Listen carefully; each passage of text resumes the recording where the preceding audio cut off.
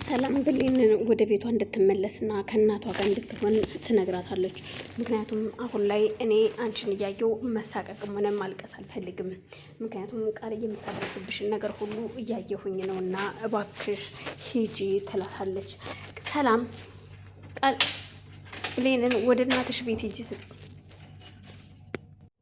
ወደ እናትሽ ቤት ሂጅ ስትላት እጅግ በጣም በሚያሳዝን ሁኔታ ብሌን ወደ እናቷ ቤት እንደማትሄድና ከዚህ ቤት ወጥታ እንደማትሄድ ትነግራታለች።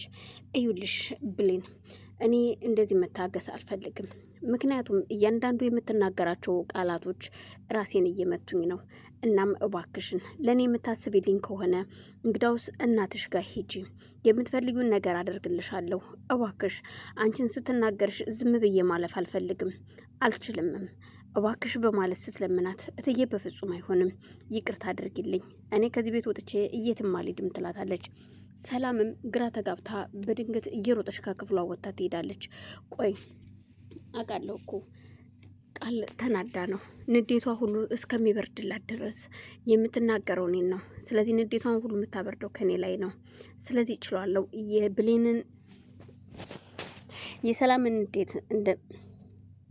የሰላምን ንዴት እኔ ላይ ለመወጣት ስለሆነ ምንም ችግር የለውም፣ ቃልን እችላታለሁ። ግን ደግሞ ያመንኳት እናቴ ስለከዳችኝ ከእናቴ ይልቅ የቃል ንግግር ይሻለኛል። ቃልን እንደምንም ብዬ እችላታለሁ። ትንሽ ጊዜ ነው ብትቸገርም፣ ከዛ በኋላ ግን ነገሮች ሁሉ ያልፋሉ በማለት ራሷን ታሳምኗለች።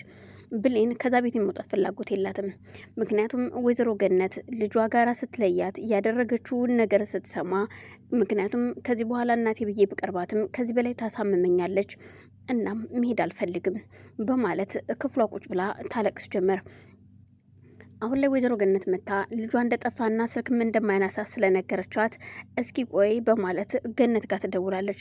ገነት ስልኳ የብሌን ስልክ እንደሆነ ስታይ እጅግ ደስ ብሏት ስልኩን አንስታ ወይ ልጄ ደወልሽልኝ፣ ይቅርታ አድርገሽልኛል ወይ ስትላት፣ አይ እናቴ ይቅርታ እንኳን አላደረኩልሽም፣ ግን ደግሞ ዳግም መምጣትና ለመምጣቱን ለማረጋገጥ ነው እና ስልኩንስ ያነሳል አያነሳም ስትላት፣ ዳግም ወደ ቤትም እንዳልመጣና ስልኩን እንደማያነሳ ትነግራታለች። በቃ እሺ ነገ ጧት እመጣለሁ፣ አብረን እንፈልገዋለን፣ አብረን እንሄድና እናየዋለን ስትላት፣ እባክሽ ልጄ ይቅርታ አድርገሽልኛል ወይ? በፍጹም ይቅርታ አላደረኩልሽም እናቴ፣ ያው ለዳግም ስል ነው እየደወልኩልሽ።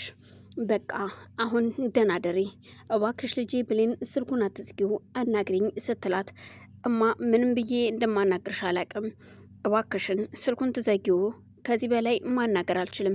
ምክንያቱም እኔ እናቴ ብዬ እጠራሽ ነበረ፣ ግን እናትነትሽን የካድሽው አንቺ ራስሽ ነሽ። ከዚህ በኋላ አልፈልግም። ለማንኛውም ነገ ጧት እመጣለሁ፣ አብረን ሄደን እንፈልገዋለን ዳግምን ትላትና ስልኩን ጆሮዋ ላይ ተዘጋለች።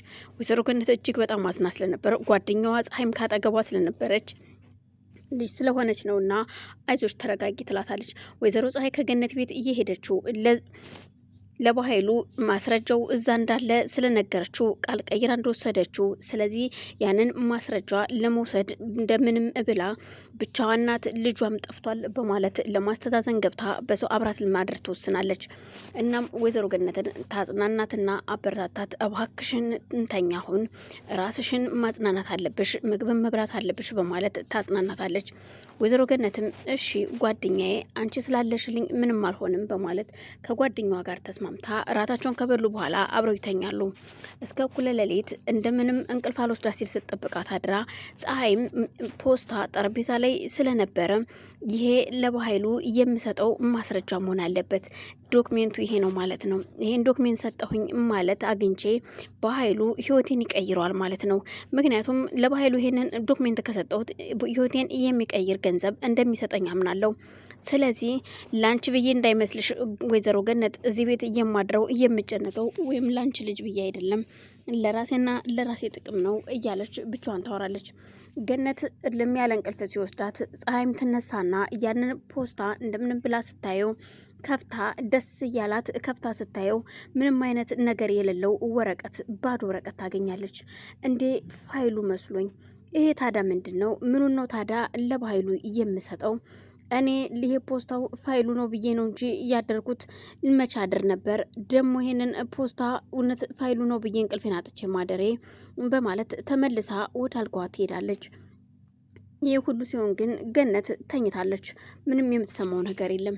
ሰላም ብሌንን ካናገረቻት በኋላ ወደ ቃል ክፍል ስትሄድ ቃል ክፍሏን ቆልፋ አልጓ ላይ ቁጭ ብላለች።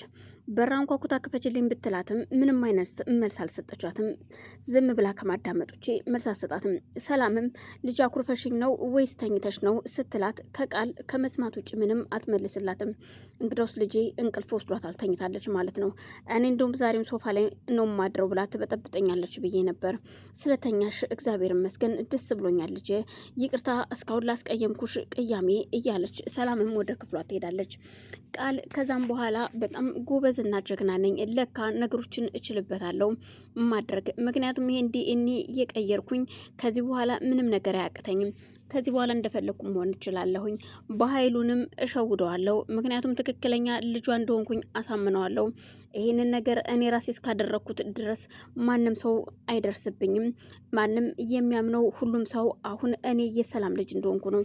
ስለዚህ የሰላምን ንብረት ደግሞ ሰላምን ገድኜ እኔ ብቸኛና ብቸኛ ወራሽ ሆናለሁ ብላ ውስጧን ታሳምናለች። እናም እየሳቀች አልጋዋ ላይ ቁጭ ብላለች። ከደቂቃዎች በኋላ ተነስታ ክፍሏን ገብታ ከፍታ ስትወጣ በኃይሉ ሳሎን ቁጭ ብሏል።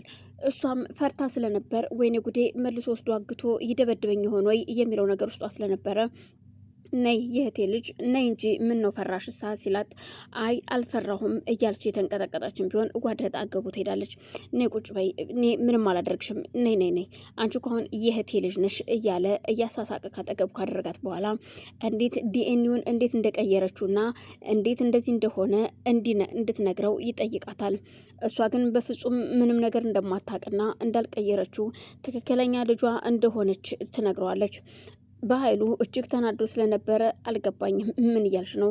እውነታውን ንገሪኝ ነው ወይስ ከዶክተሩ ጋር በሴትነትሽ ተጠቅሞ ነው ይህን ነገር ያስተካከለልሽ ቢላትም በፍጹም እንደዛ አይደለም፣ እኔ በምንም ነገር አላስተካከልኩም፣ ራሱ ከኔ የወሰደውንና የሰላምን ጸጉር ነው ከአንድ ላይ እየመረመረው።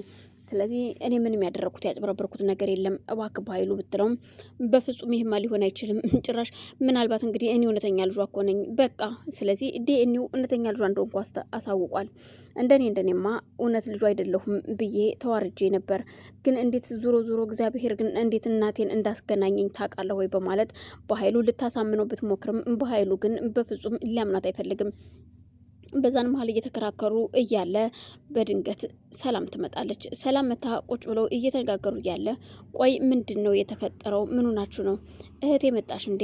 ነይ በይ ቁጭ በይ በማለት እህቱን ቁጭ ስትል እዩልሽ ይቅርታ ወንድሜ፣ በዚህ ዲኤንኤ እየተነሳ አንተን ማስቀይሜህ ነበረ።